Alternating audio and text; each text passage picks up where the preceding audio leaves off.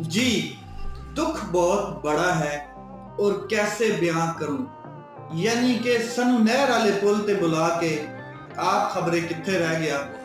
मौलाना फजलुर रहमान साहब इतनी दुखी हुए पड़े हैं, इतने दुखी हुए पड़े हैं कि वो किसी के सामने क्या दुख बयां करें। दिल के अरमा आंसुओं में बह गए।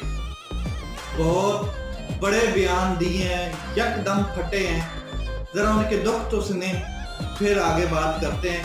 कहते हैं जिन्होंने सदर पाकिस्तान का वादा किया था वो आज हकारत की नजर से देखते हैं। जिन्होंने जन्म जन्म के साथ कसमें खाई थी और उनके साथ आज रास्ते जुदा हो गए।